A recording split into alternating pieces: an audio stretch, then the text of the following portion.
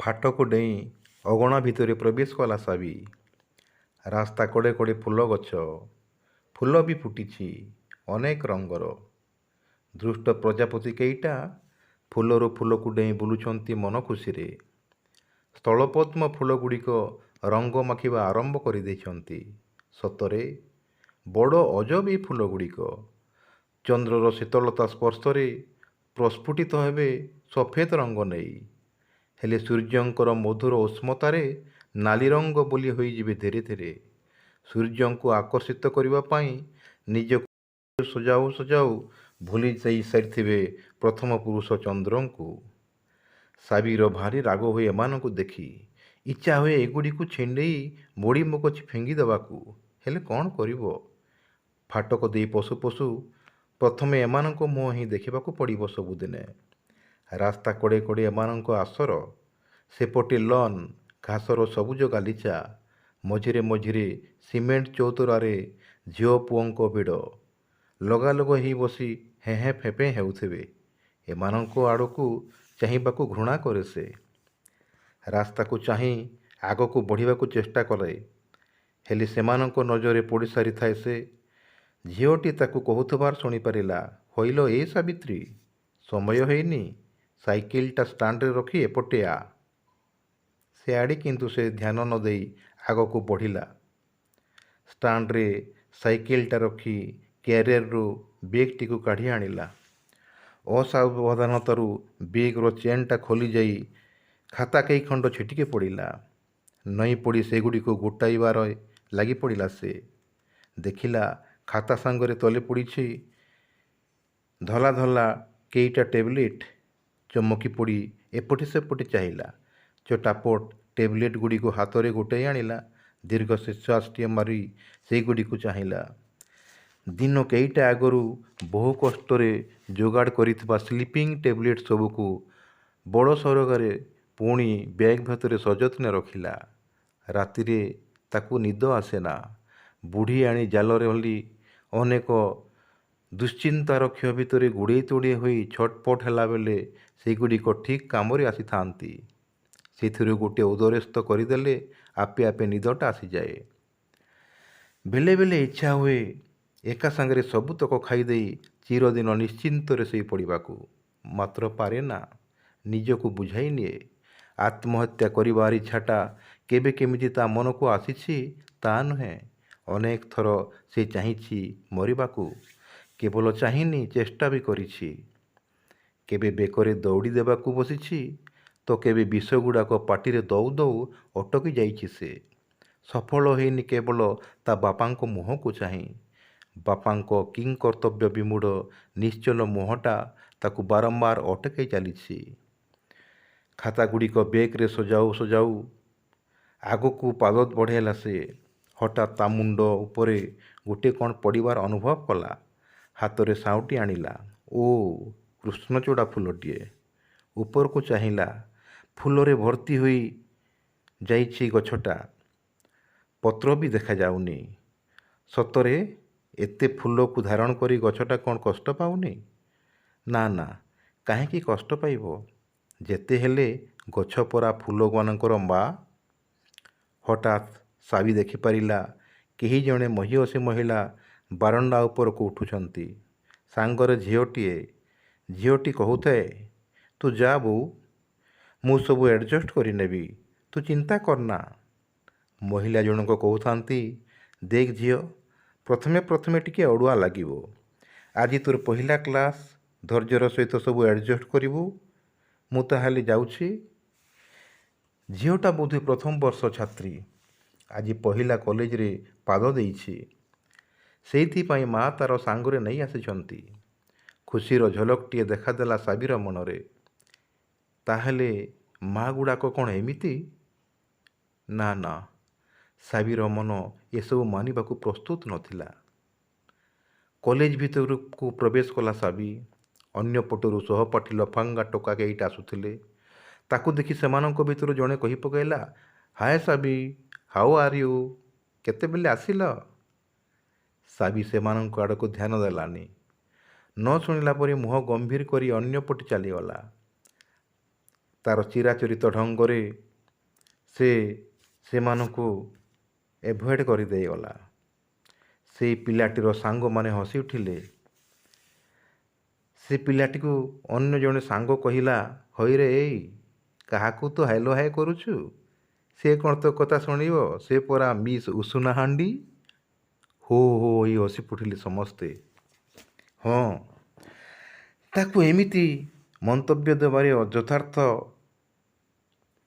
ହଁ, ତାକୁ ଏମିତି ମନ୍ତବ୍ୟ ଦେବାର ଯଥାର୍ଥତା ନାହିଁ କହିଲେ ଠିକ୍ ହେବନି। ସାବିଟା ନିହାତି ଚୁପଚାପ ଝିଅଟାଏ। ବକର ବକର ହେବାକୁ ଆଦୌ ପସନ୍ଦ କରେନି। ସାଙ୍ଗମାନଙ୍କ ସହିତ ଖୁବ୍ କମ୍ କଥା ହୁଏ। କାହିଁକି କେଜାଣି ଚାହିଁଲେ ବି ସେ ଗପ ଜମେଇ ପାରେନା। ତା ମନ ଭିତରେ ଥିବା ଉଦାସୀନତା ତାକୁ କବ୍ଜା କରି ପକାଏ ଖୁବ୍ ସହଜରେ। ଥିଓରି କ୍ଲାସ୍ ଗୁଡ଼ିକ ସରିବା ପରେ ବେଲ୍ ବାଜିଲା। ଏବେ ପ୍ରାକ୍ଟିକାଲ କ୍ଲାସ୍। ସହପାଠୀଙ୍କ ସହିତ ପ୍ରାଣୀବିଜ୍ଞାନ ଲ୍ୟାବୋରେଟୋରୀ ଭିତରକୁ ପ୍ରବେଶ କଲା ସେ। ଆଜି ବେଙ୍ଗର ହୃତ୍ପିଣ୍ଡ କାଟି ବାହାର କରିବାକୁ ଦେଖାଇବାକୁ ପଡ଼ିବ। ହୃତ୍ପିଣ୍ଡ, ଶିରା, ଧମନୀ।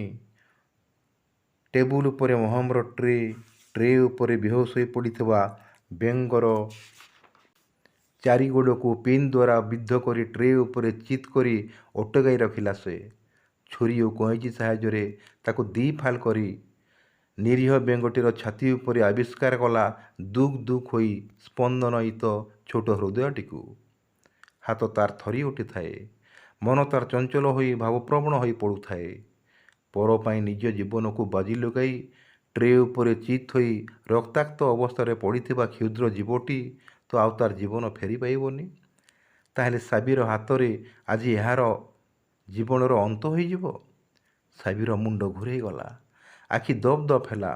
ଏତିକିବେଳେ ସମୟ ଅତିକ୍ରାନ୍ତ ହୋଇଯାଉଥିବାର ସୂଚନା ଦେଇ କଲେଜ ଘଣ୍ଟା ବାଜି ଉଠିଲା। ସବୁ ଛାତ୍ରଛାତ୍ରୀ ପ୍ରାକ୍ଟିକାଲ ହଲ୍ ଭିତରୁ ବାହାରି ଆସିଲେ।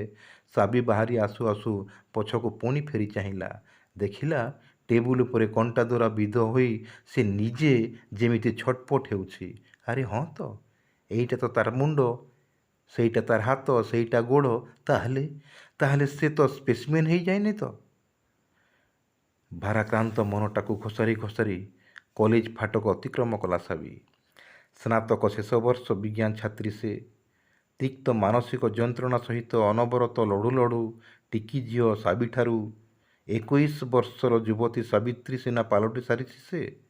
ହେଲେ ସମୟର ସେଇ କ୍ରୂର ଅସ୍ପଷ୍ଟ ଅସନା ଛାପଟା ଏବେ ବି ତା ମେରୁଦଣ୍ଡକୁ ଦୋହଲାଇ ଦେବାରେ ଟିକିଏ ବି କାର୍ପଣ୍ୟ ପ୍ରକାଶ କରୁନାହିଁ। କଲେଜରୁ ଫେରୁ ଫେରୁ ପ୍ରାୟ ସନ୍ଧ୍ୟା ହୋଇଯାଏ।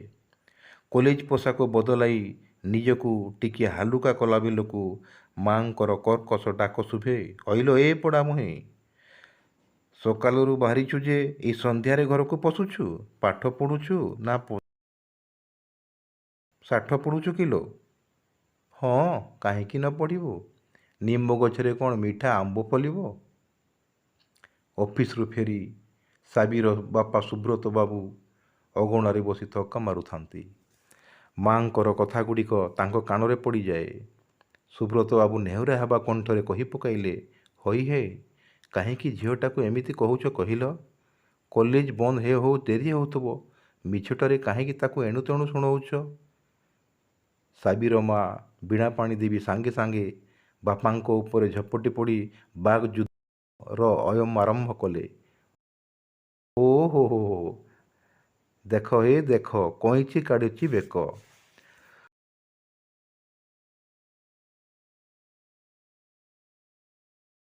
ପ୍ରଥମ ପ୍ରେମର ପ୍ରଥମ ସନ୍ତକ ତ ବାଧି ଯାଉଛି।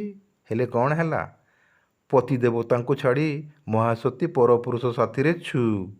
କ'ଣ ନା ସୁପୁରୁଷ?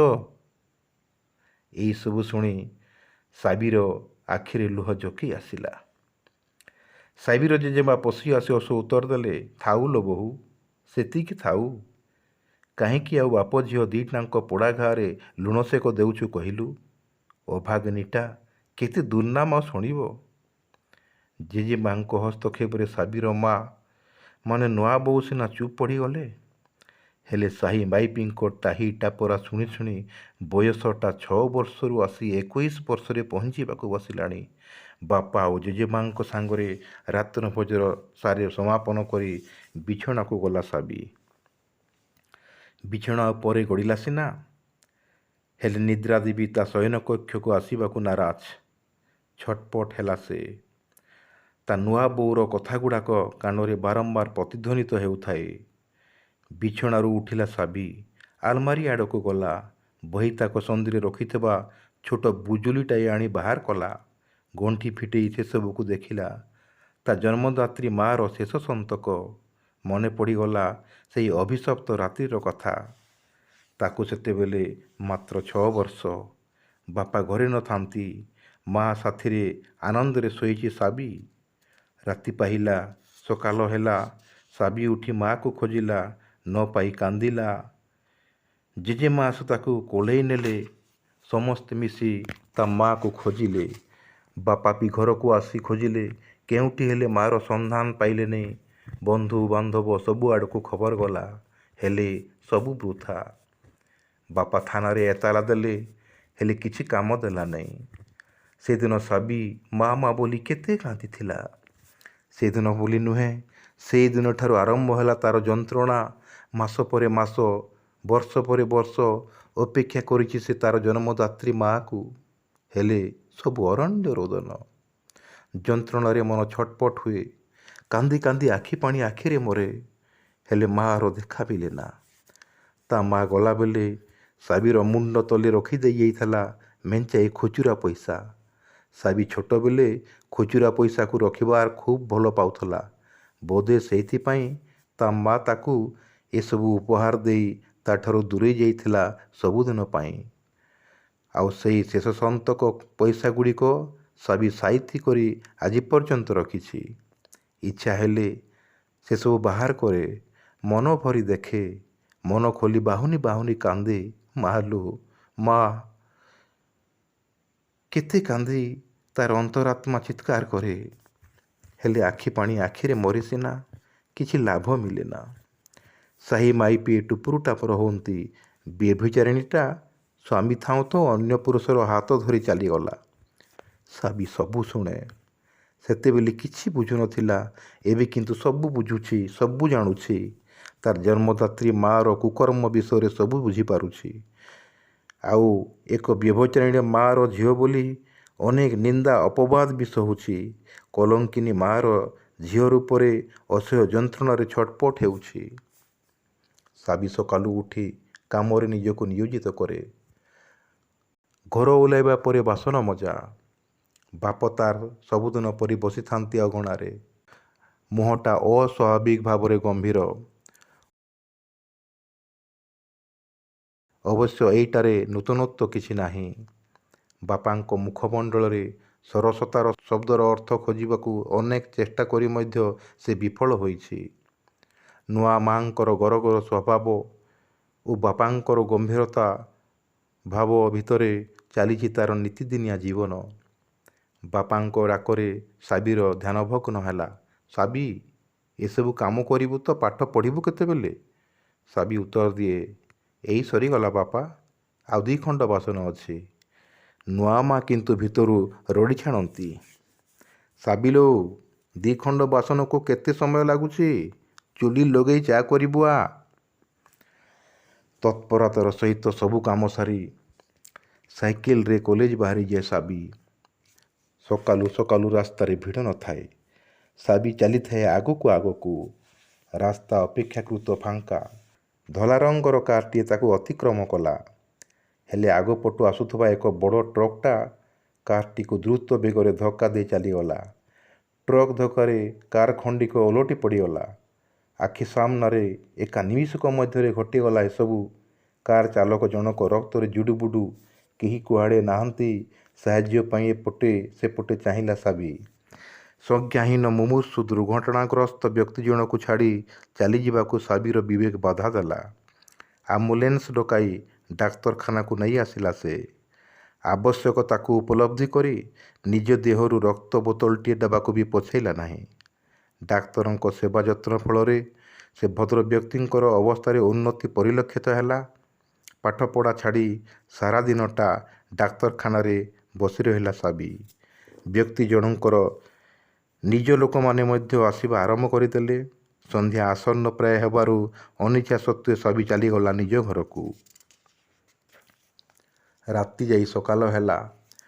ପରଦିନ ପୁଣି ସାବି କଲେଜକୁ ଚାଲିଗଲା ସିନା, ମନଟା ତାର ସେଇ ଦୁର୍ଘଟଣାଗ୍ରସ୍ତ ବାବୁଙ୍କ ପାଇଁ ଗୋଲେଇ ଘାଣ୍ଟି ହେଉଛି।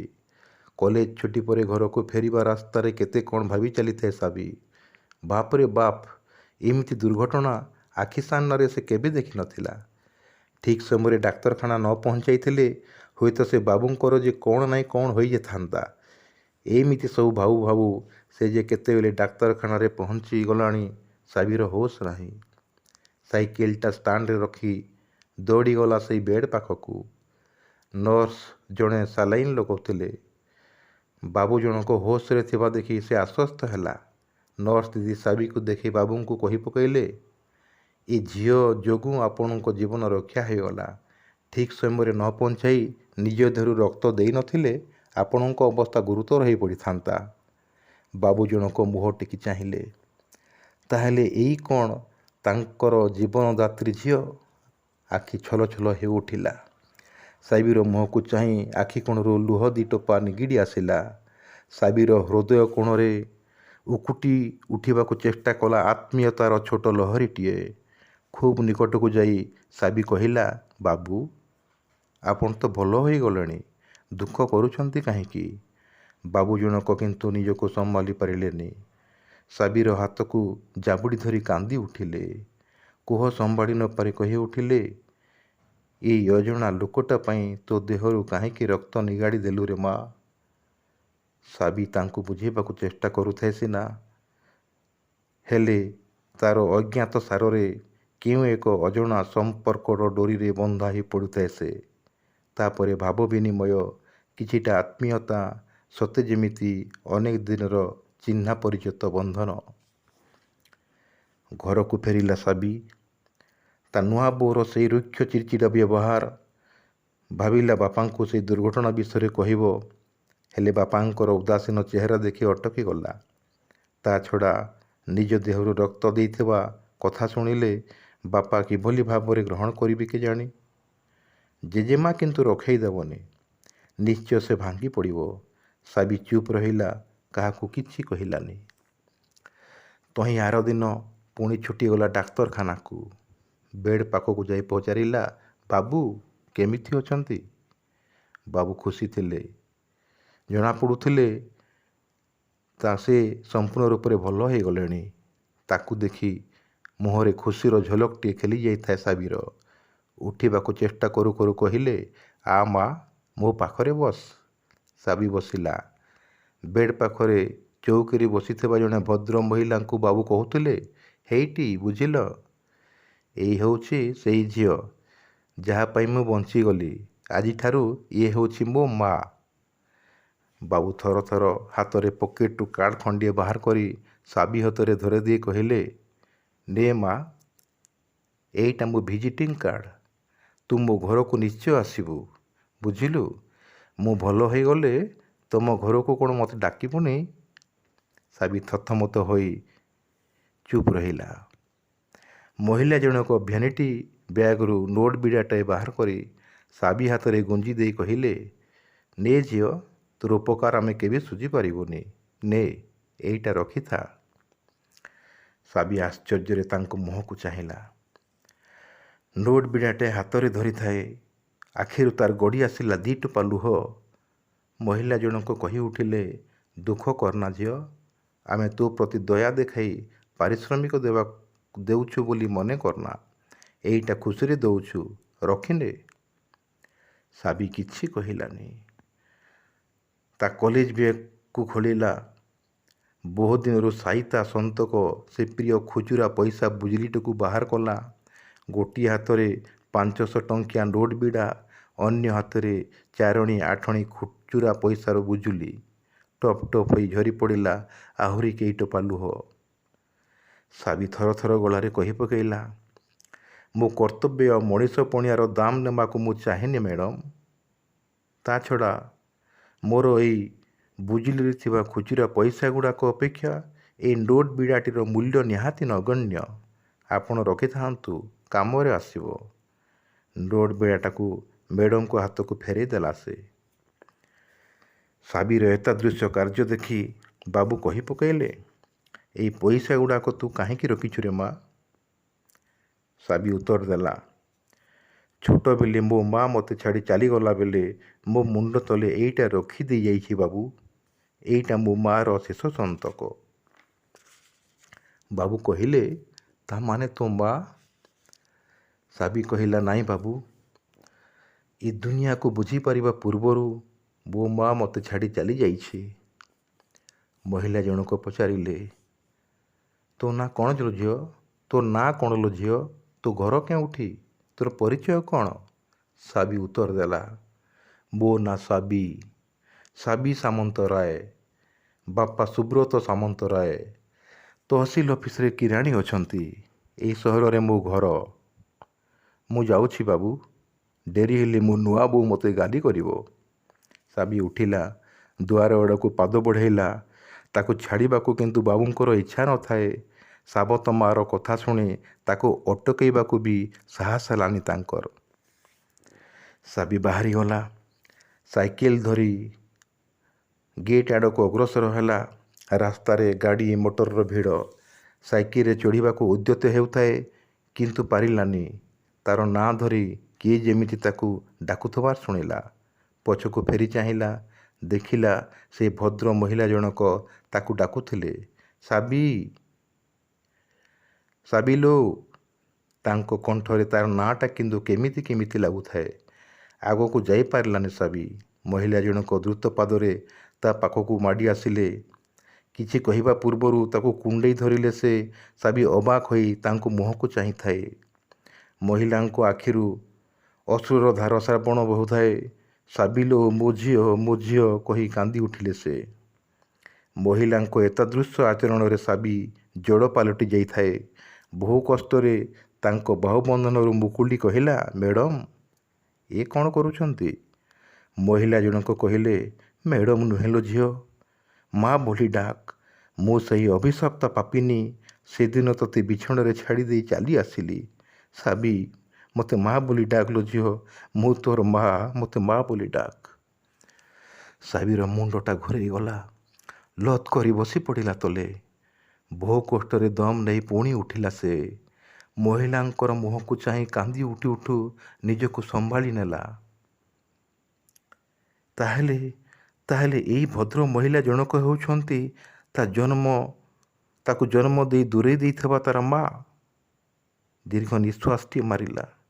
ହଁ, ଏଇ ବାବୁଙ୍କର ଧନ ସମ୍ପତ୍ତି ଆଭିଜାତ୍ୟ ତୁଳନାରେ ତା ବୋଲି ଝିଅଟିର ଆକର୍ଷଣ ବା କେତେ? କଇଁ କଇଁ କରି ମନ ଭରି କାନ୍ଦିଲା ସାବି। ମହିଳା ଜଣକ ମାନେ ତାର ଜନ୍ମଦାତ୍ରୀ ମା ମଧ୍ୟ ଅଧୈର୍ଯ୍ୟ ହୋଇ କାନ୍ଦୁଥାନ୍ତି। ସାବି କିନ୍ତୁ ନିଜକୁ ସମ୍ଭାଳି ନେଇ ଭଦ୍ର ମହିଳାଙ୍କର ବାହୁବନ୍ଧନରୁ ନିଜକୁ ମୁକ୍ତ କରିନେଲା। ଘୋରି ପଡ଼ି ସାଇକେଲକୁ ଧରି ଆଗକୁ ବଢ଼ିଲା। ମହିଳା ଜଣକ ସେମିତି ଠିଆ ହୋଇ କାନ୍ଦିବାରେ ଲାଗିଥାନ୍ତି। ସାବିର ପାଦ ବଢ଼ୁଥାଏ ଆଗକୁ ଆଗକୁ। କିଛି ଦୂର ଯାଇ ଫେରି ଚାହିଁଲା ସାବି। ଦେଖିଲା ମହିଳା ଜଣକ ତାକୁ ଡାକୁଥାନ୍ତି, ଆରେ ମା, ମୋ ସାବି ଫେରିଆ ରେ ମା, ମୋ ସାବି ଫେରିଆ। ଫେରିଯିବା ପାଇଁ କେତେ ନେହୁରା ହେଉଥାନ୍ତି। ଆଖିରୁ ଝରୁଥାଏ ଧାରା ଶ୍ରାବଣର ଧାର।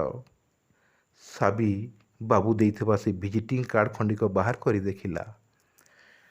ଦେଖିଲା ଲେଖା ଅଛି, ସହରର ସବୁଠାରୁ ବଡ଼ କନଷ୍ଟ୍ରକ୍ସନ୍ କମ୍ପାନୀ ପ୍ରୀତି ଏଣ୍ଟରପ୍ରାଇଜେସର ମାଲିକ ପୀତାମ୍ବର ପାଢ଼ ଯୋଶୀ। ଅବାକ୍ ହେଇଗଲା ସେ। ପୁଣି ଥରେ ପଛକୁ ଚାହିଁଲା। ସେଇ ଭଦ୍ର ମହିଳା। ପୁଣି ଥରେ ପଛକୁ ଚାହିଁ ଶେଷ ଥର ପାଇଁ ସେ ମହିଳାଙ୍କୁ ଦେଖିନେଲା ସେ। ତାହେଲେ ଏଇ ମହିଳାଙ୍କର ନାଁ ବୋଧେ ପ୍ରୀତି। ପ୍ରୀତି ନାଁଟା କିନ୍ତୁ ସେ ତା ଜେଜେମା ଠାରୁ ଅନେକ ଥର ଶୁଣିଛି ସାବି।